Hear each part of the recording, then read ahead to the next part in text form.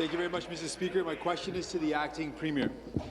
Last week, the Auditor General reported that Ontario doesn't actually have a plan for energy. She said the Liberals were not, quote, protecting electricity consumers' interests. Protecting families and businesses that pay a hydro bill is a basic fundamental that people expect the government to get right. How is the government getting it so wrong? Deputy Premier. Well, Speaker, you know, for just a moment I had hoped that we would get a question from the opposition that reflected the conversation that's taking place around the world. The conference in Paris on climate change, Speaker, it's just unfortunate that this question, that we're not talking about what's happening in Paris. You know, the sad reality is, though, we should have expected that, because not one word in your 9-page platform in the last election, you didn't even mention climate change. So, Speaker, we would hope that the NDP will get back to their roots and ask about those important global issues. But I tell you, when it comes to energy, Speaker, we are, in fact, making significant progress. And we're taking cars off the road. We are closing our coal-fired electricity plants as the equivalent of taking 7 million cars off the road. We have an energy plan. We're acting on that energy plan, and it's working in concert with the really important work that's happening in Paris. Supplementary. Mr. Speaker, it's pretty clear to Ontarians that this government doesn't care about their concerns with that response. Ontarians expect the government to be able to get the fundamentals right. Instead, Liberal choices have meant that Ontarians pay nearly $500 million to not generate electricity. And the Auditor General says that ratepayers are paying more to generate less. This is the trend. It's completely backwards. Paying more for more hydro is one thing, but paying more money for less hydro is something completely different.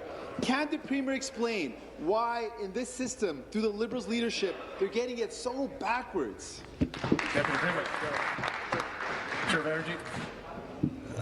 Speaker, the member does have it right. The Auditor General indicated we were investing too much in conservation. 2 weeks earlier, Mr. Speaker, one of the best conservationists we have in this House, the official critic for the opposition, stood twice in his place and asked us to invest more in conservation, Mr. Speaker. But the reality is, Mr. Speaker, conservation has many faces. For example, our Industrial Conservation Initiative program is a program that basically takes 20% off the price of electricity for large industrial consumers. In our last budget, Mr. Speaker, we expanded that to cover more than 1,000 more companies, Mr. Speaker. So now we have getting that benefit of that reduction. 6 auto part manufacturers in Guelph, 2 food processing plants in Brampton, 10 assorted manufacturing plants in York Region, a textile plant in Woodstock, a printing plant in Owen Sound, a building products manufacturer in Burlington, all getting lower prices because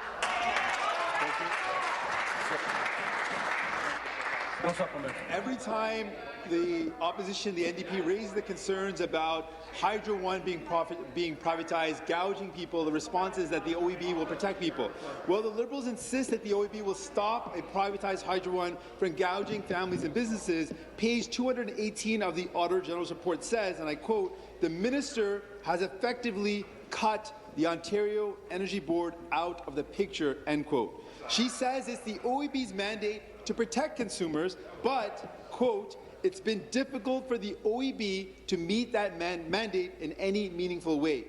How does the acting Premier expect the OEB to protect ratepayers from being gouged from Hydro One's for-profit shareholders when the government undermines the OEB at every turn?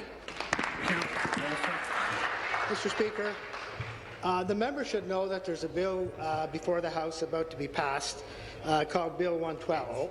That gives additional authority to the Ontario Energy Board, Mr. Speaker. So much so, Mr. Speaker, that they are mandated to ensure that all of the LDCs, and Hydro One is an LDC, Mr. Speaker, have to have reliable service, effective service, efficient service.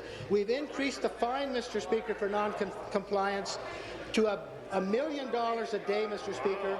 So if Hydro One or any other LDC is not performing, they're not reliable, they're not treating their customers properly, if they're not in compliance with what the OEB is asking them to do, the OEB has the authority to fine them $1 million per day, Mr. Speaker. 112 actually has passed, Mr. Speaker.